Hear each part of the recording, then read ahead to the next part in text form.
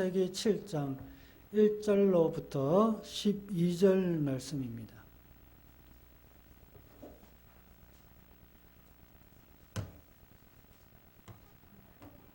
구약성경 8면에 창세기 7장 1절로부터 12절 말씀입니다.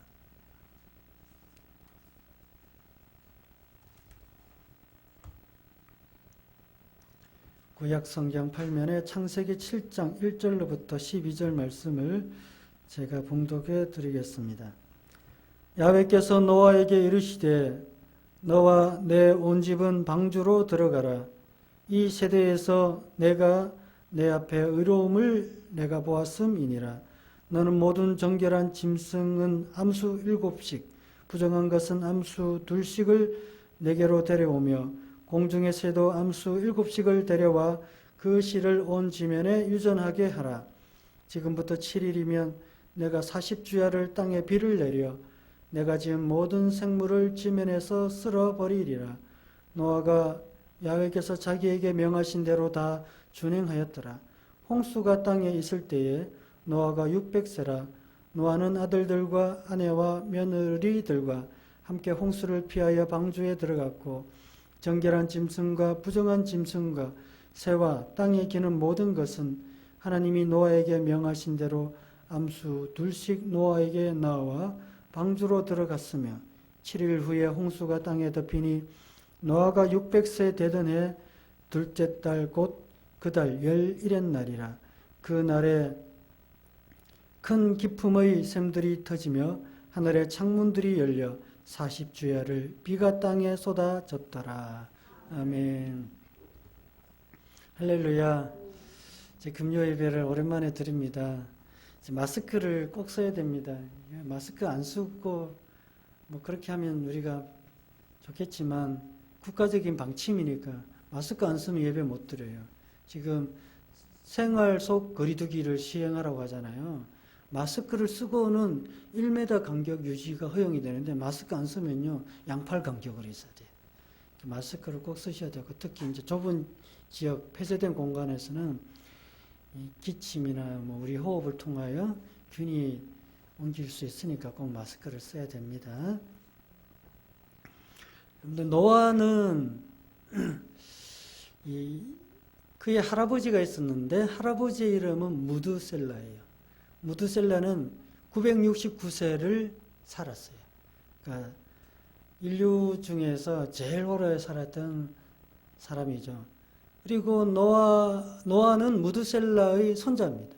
노아는 약 한 960세 정도를 살았는데 그의 나이 600세 되던 해에 하늘의 문이 열리고요. 땅의 깊음의 문이 열리기 시작해요. 땅 속에서 그러니까 바다나 강에서 막 물이 터진 거죠. 그래서 물이 홍수가 나고 하늘의 문도 열려서 비가 엄청나게 내렸습니다. 성경에는 며칠 동안 내렸다고 기록되어 있습니다. 40주야. 그러니까 쉬지도 않고 40일 동안 주야로 내렸어요. 그래서 노아가 이제 600세 되던 해 둘째 달 11의 날에 그렇게 홍수가 시작돼서 40주야가 내리고 방주 속에 계속 있었습니다. 언제까지? 약 한 1년여 정도를 방주 속에 있었습니다. 근데 여러분들 많은 사람들이 있었는데 이 노아만 왜 방주 속에서 구원함을 받았는지 오늘 그 내용을 잠깐 보기로 합니다. 그 이유가 보니까 7장 1절에 보니 너와 내 온 집은 방주로 들어가라. 이 세대에서 내가 내 앞에 의로움을 내가 보았음이니라. 시대마다 그러니까 노아가 있던 시대에 네가 이 세대에 내 앞에서 의로움을 내가 보았다는 것이죠. 세대마다 하나님께서 의로운 자가 있는지 없는지 보신다는 것이죠. 지금이 노아 시대는 아니지만 하나님은 항상 의로운 자가 있는지 없는지 눈여겨보신다는 거예요. 하나님이 우리의 삶에 직접 보이지는 않습니다. 영이시기 때문에. 근데 이 하나님은 지금도 의로운 자가 있는지 없는지 꼭 살펴본다는 거예요. 그래서 우리는 하나님이 보이지 않는다고 해서 내가 은밀히 하는 일, 이 모든 것들을 모르시겠지가 아닙니다. 하나님은 이 세대에 너가 의로운 자구나. 노아를 봤듯이 이 세대, 지금 이 세대에도 우리가 의롭지 않은지 그것을 봄으로 인하여 의로운 자를 찾는다는 것이죠. 그래서 의로웠기 때문에 노아는 그 홍수를 면하여 인류가 모든 지구상에 있는 생물들이 호흡하는 것들이 다 멸망될 때 노아는 구원을 받았습니다. 여러분들, 노아가 그런데 그냥 이렇게 갑자기 하나님을 알게 되었느냐, 하나님 앞에 의로웠느냐, 그거 아닙니다. 노아의 할아버지가 무두셀라라고 그랬잖아요. 무두셀라의 아버지는 누구예요? 에녹이에요. 그러니까 에녹부터 시작해서 에녹은 하나님과 동행하여 365년을 땅에서 살았대. 근데 에녹은 죽지도 않고 그냥 들려 올림 받았어요. 그러니까 증조 할아버지 때부터 그 신앙이 어땠다는 것이죠. 하나님과 동행하는 삶을 살았다는 것이죠. 그리고 무두셀라는 성경에는 나와 있지 않지만 이 야살의 책이라는 곳에 보니까 무두셀라의 손자가 노아잖아요. 노아와 함께 세상에 죄악이 관영했을 때 사람들에게 회개하라고 그렇게 외치면서 무두셀라 할아버지를 따라다녔다.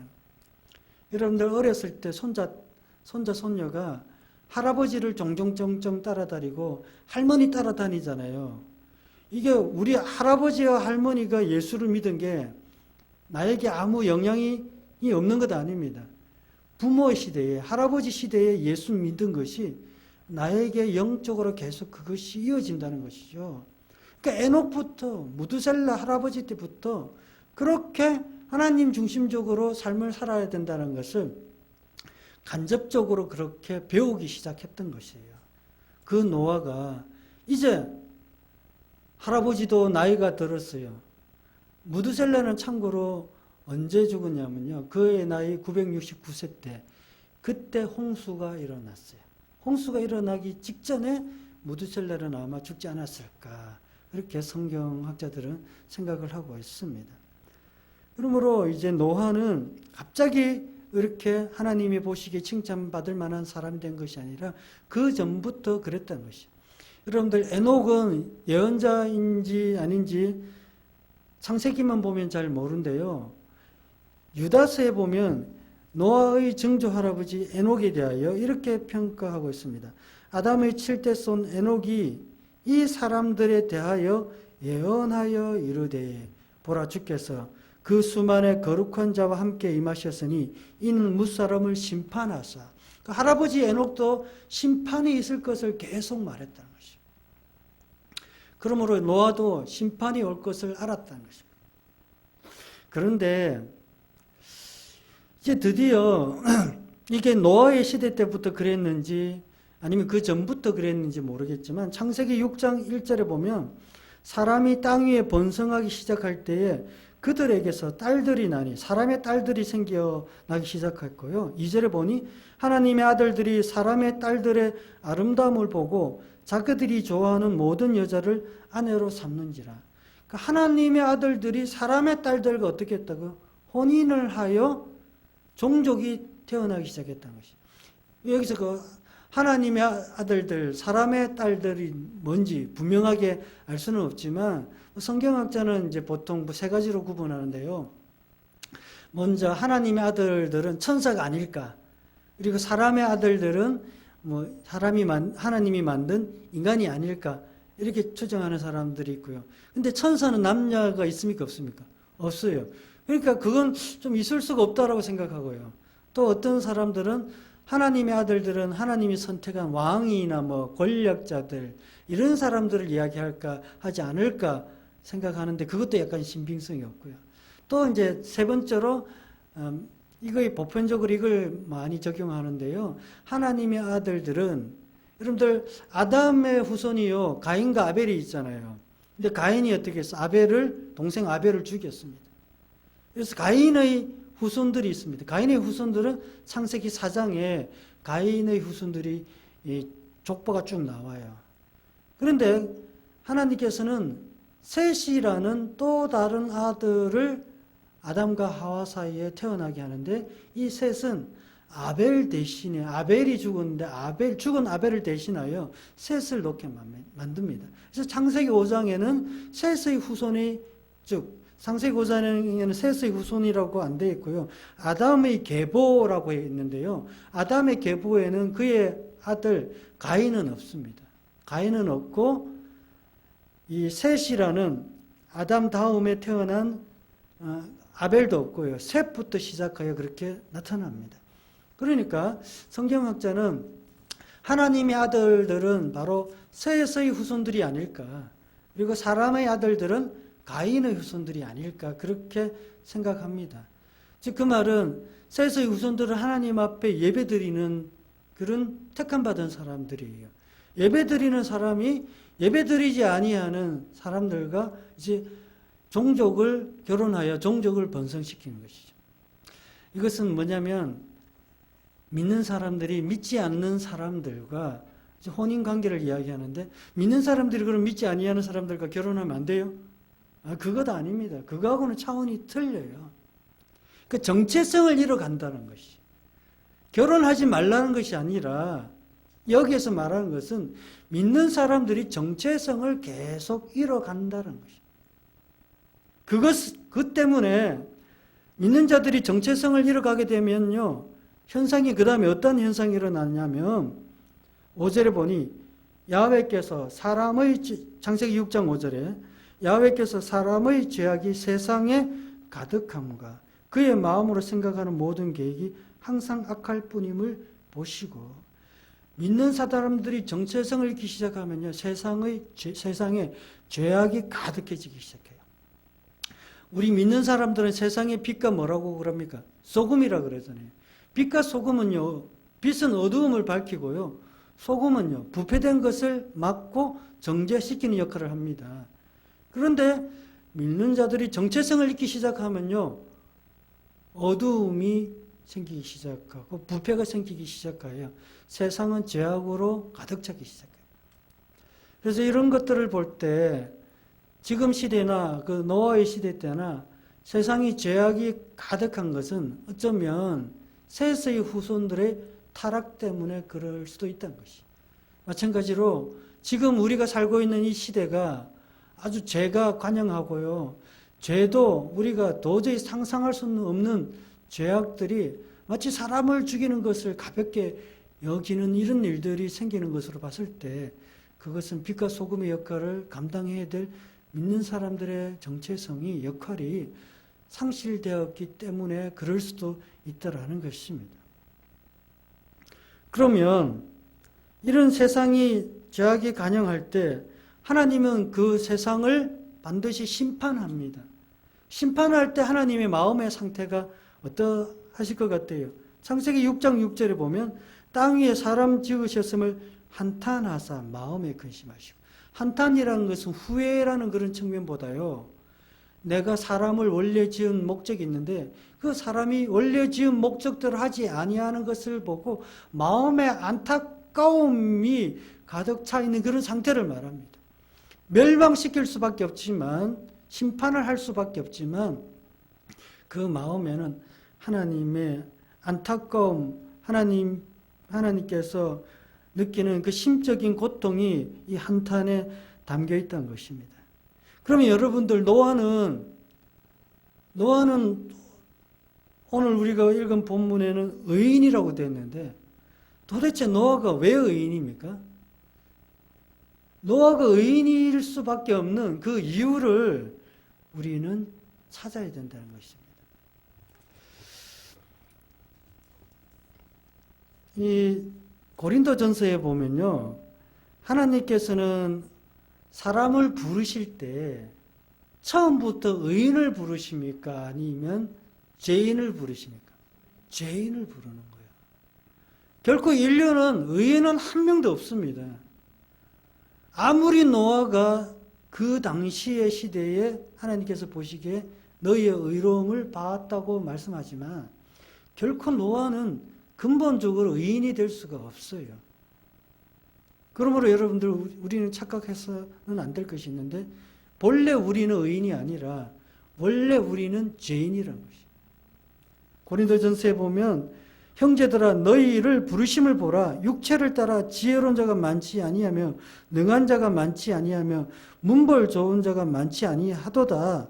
그러나 하나님께서 세상에 미련한 것들을 택하사 지혜 있는 자들을 부끄럽게 하려 하시고 세상에 약한 것들을 택하사가 강한 것들을 부끄럽게 하시며 하나님께서 세상에 천한 것들과 멸시받는 것들과 없는 것들을 택하사 있는 것들을 폐하려 하시나니 이는 아무 육체도 하나님 앞에서 자랑하지 못하게 하려 하심이라. 노아는요 자기 자신을 자랑할 수가 없습니다. 자기는 의인이 아니에요. 만약에 여러분들이 스스로 생각할 때 나는 의인이라고 생각한다면 어쩌면 우리는 하나님께서 보시는 그 의인의 범주 속에 들어갈 수가 없어요. 그러므로 항상 여러분들 우리는 나는 죄인이었음을 나는 아직도 하나님 앞에 부족한 존재인 것을 기억하고 고백하셔야 됩니다. 바울이 우리는 지혜로운 자가 원래 아니었다는 것이. 그런데 하나님께서는 지혜로운 자를 부끄럽게 하시려고 우리를 부르셨다는 거예요. 천한 것들을 부르셔서 있는 것들을 문벌 많은 자들을 부끄럽게 하려고 우리를 부르셨다는 것이. 그런 측면에서 본다면 노아도 결코 의로운 자가 아니라는 것이. 그런데도 노아는 하나님께서 보시기에 의인이었다라고 그렇게 부르심을 받습니다. 창세기 6장 5절에도 보면 야훼께서 사람의 죄악이 세상에 가득함과 그의 마음으로 생각하는 모든 계획이 항상 악할 뿐을 보시고 인간은요 항상 생각이 어떻다는 거예요. 항상 악하다는 것이. 조금이라도 빈틈을 주면요 인간은 어떻습니까? 악한 것을 저절로 생각한다. 홍수 사건이 끝나고 난 뒤에요 노아가 무엇을 했습니까? 하나님 앞에 제단을 쌓고 정결한 짐승과 모든 정한 새 중에서 제물을 번제로 하나님께 드렸어요. 그랬더니 창세기 8장 21절에 야훼께서 그 향기를 받으시고 그 중심에 이르시되 내가 다시는 사람으로 말미암아 땅을 저주하지 아니하리니 이는 사람의 마음이 계획하는 바가 항상 어려서부터 어떻다고요? 악함이나 항상 사람은 악하다는 것이. 이것만 봐도 노아는 그 속에 근본적으로 악이라는 것이 있을 수밖에 없어요. 왜 악이라는 것이 우리 속에 있을 수밖에 없습니까? 아담과 하와가 선악을 알게 하는 실과를 먹지 말라고 하나님께서 경고하셨으며 먹으면 네가 반드시 죽으리라고 그렇게 말씀하셨음에도 불구하고 하나님의 말씀을 따르지 않고 그것을 먹었다는 것이. 여러분들 그러므로 이 악이라는 것이 우리 속에 수면에 깔려 있는데 여러분들 물이 있으면 지저분한 물이 있으면 그게 고요하게 있으면 더러운 것들이 싹 가라앉잖아요. 그러나 조금만 휘저으면 어떻게 됩니까? 깔려있던 더러움들이 확 올라와요. 그러므로 우리도 마찬가지예요. 이 더러움이라는 것이 속에서 계속 올라오는데 이것을 고요한 상태로 계속 잠잠하게 만들어야 됩니다. 그것을 하기 위해서 우리가 뭘 해야 됩니까? 예배를 드려야 되는 것이요. 그것을 하기 위해서 우리가 기도를 해야 되는 것이. 그것을 하기 위해서 항상 찬송을 하며 습관적으로 주님과 동행하며 살아야 된다는 것입니다. 여러분들 기도를 금요 예배를 지금 시작하지만 여러분들 기도 한 번, 두 번 안 놓으면요 마음이 악해지기 시작하고 완악해지기 시작할 거예요. 완악해지기 시작한 상태로 계속 놔둬보세요. 그 완악이 도가 지나쳐가지고요 세상에 죄악이 가득할 때 인류가 멸망을 당하듯이 우리도 하나님의 큰 진노 가운데 완악한 상태 때문에 죄를 구분하지 못하고 결국은 죽을 수밖에 없다라는 것을 여러분들 조심하셔야 됩니다. 그런데 하나님께서 그래도 불구하고 창세기 6장 9절에도 보면 이것이 노아의 족본이라 노아는 의인이요 당대의 완전한 자라 그는 하나님과 동행하였으며 라고 되어 있어요. 우리 성경에는 나와 있지 않지만 사실 노아는 아들 3명이 있잖아요. 셈과 함과 야벳입니다.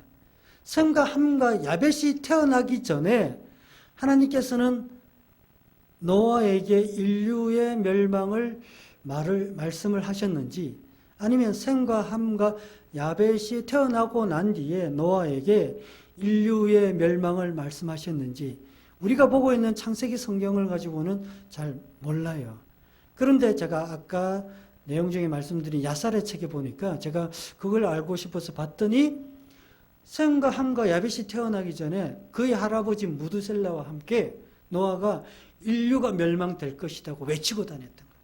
여러분들 곧 얼마 안 있으면 세상이 다 멸망할 건데 아들을 낳을 필요가 있어요, 없어요? 안 낳을 필요 없어요. 여러분들이 곧 얼마 몇 년 안에 있어서 홍수가 나서 죽을 것 같은데 아들 낳아봤자 그 아들, 딸들이, 후손들이 곧 홍수 때문에 당하는 그 죽음을 경험하게 될 텐데 그게 좋을 부모가 누가 있겠습니까? 안 낳겠다는 거예요. 그래서 노아가 그랬습니다. 아우, 이제 인류가 멸망할 건데 아들을 낳아서는 뭐 하겠냐고.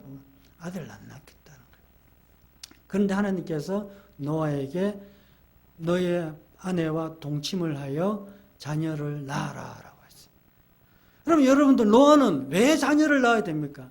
곧 죽을 텐데 자녀를 왜 놓습니까? 창세기 5장 32절에 노아는 500세 된 후에 셈과 함과 야벳을 낳았더라.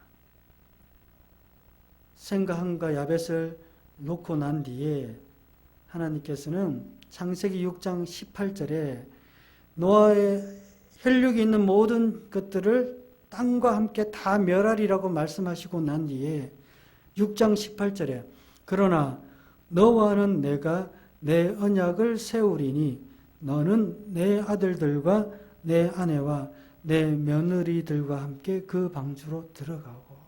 왜 아들을 놓습니까? 하나님의 언약을 성취시키기 위하여. 너는 그냥 내 아들들이 태어나서 그 아들들이 잘되고 번성하는 것이 목적입니까? 그것이 목적이 아니라는 것이에요. 하나님께서는 인류의 모든 것들이 다 죄악에 간영하여 다 죽을지라도 내가 너와 너의 후손들을 통하여 언약을 세우겠다는 것이죠. 그러므로 노아는 자기 자녀에 대한 관심보다 어디에 관심이 많아요? 하나님의 언약에 더 관심이 많고 하나님의 언약 때문에 내가 내 후손들을 놓겠다는 것이. 그러므로 노아는 자기의 자녀들이 자기 것입니까? 하나님 것입니까? 하나님 것이라는 것이. 여러분들도 마찬가지입니다. 여러분들이 곧 죽을 것 같은 세상이지만 곧 없어질 것 같은 내 가정일 것 같지만 여러분들은 세상에서도 없는 것들을 택하사 있는 것들을 부끄럽게 하시고 미련한 자들을 택하여 지혜로운 자들을 부끄럽게 하기 위하여 여러분들을 택하셨는데 여러분들의 자녀들과 후손들을 통하여 하나님의 언약을 성취하기 위하여 여러분들을 부르셨다니까요. 그러므로 나는 우리 가정과 우리 자녀들을 볼 때 생각과 관점이 바뀌어져야 된다는 것이. 그것이 바뀌어지지 않고는 결코 언약의 백성이 아닙니다. 하나님과 동행하는 그런 사람이라고 말할 수가 없습니다. 여러분들이 볼 때 여러분들이 자녀가 아무것도 아닌 것 같아요? 여러분들이 우리가 볼 때 우리 자녀들은 세상 가운데 사람들에게 그렇게 존경을 받지 못할 자녀인 것 같아요? 그렇지 않습니다. 하나님은 그 자녀들을 통하여 하실 일이 있기 때문에 우리에게 자녀를 낳으라고 명령하셨으며 그렇게 자녀가 잉태되도록 우리에게 하나님께서 역사하신 것입니다. 그러므로 우리 자녀들을 통하여 하나님께서는 그 언약을 이루실 것이니까 자녀들을 대하는 그 생각과 마음부터 달라져야 되는 것입니다. 그것이 창세기 6장 9절에 있는 하나님과 동행하는 자의 그러한 모습이 아니겠습니까?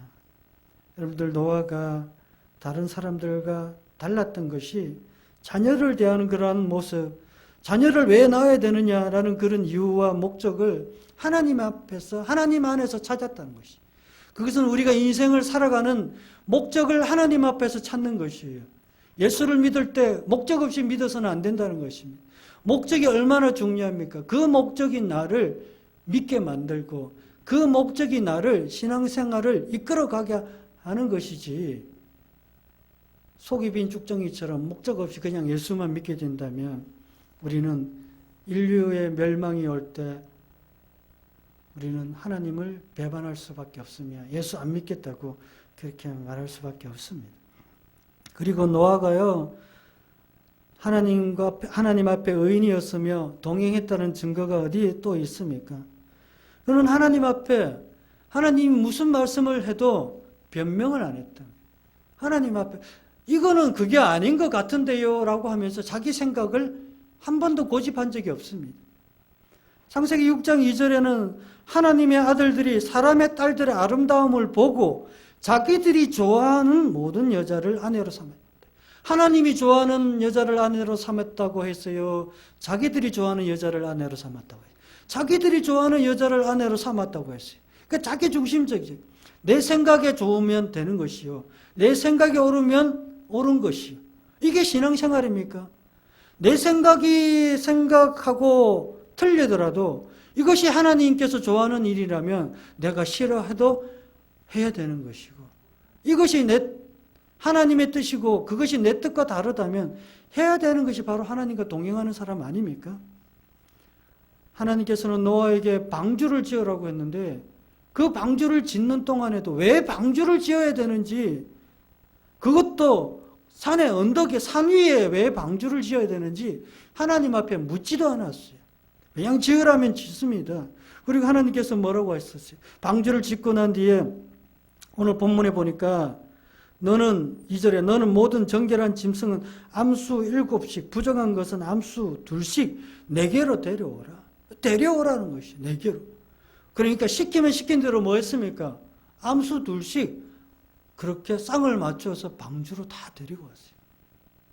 그리고 하나님께서는요, 우리 이 성경에는 안 나왔지만 야사렛 책에 보니까 셈과 함과 야벳이 있는데 그들에게 짝을 지어주라는 것이에요. 아내를 다 해줘라는 것이. 목적이 뭡니까? 그 이유는 그냥 생육하고 번성하는 것이 목적이 아니에요. 짐승들도 생육하고 번성하기 위해 짐승들을 데리고 오는 것이 아니에요. 이후로 하나님 앞에 제사를 드리고 하나님께서 원하시는 셋의 후손들이 하나님 앞에 예배드리는 그런 후손들이 되도록 하나님께서 번성하기 위하여 새로운 인류를 창조하기 위하여 새로운 역사를 시작하기 위하여 셈과 함과 야벳을 택하고 그리고 그의 아내들을 택하여서 홍수가 오기 전에 그렇게 결혼하여 방주에 들어오게 만들었다는 거예요.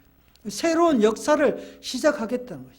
하나님이 그 구체적인 것을 말하지 않더라도 노아는 어떻게 했습니까? 묻지도 않았습니다. 그냥 구체적인 거 잘 몰라도 그냥 순종했어요. 여러분들 하나님께서 뭐라고 여러분들에게 말할 때 왜 이래야 되냐고 묻지 마세요. 하나님이 그냥 하라고 하면 그냥 한번 해보는 거예요. 지금은 모르지만 지금은 내가 하나님의 오묘하고 큰 섭리를 알 수 없지만 언젠가 때가 되면 그 섭리와 그 이유를 알게 된다라는 것입니다.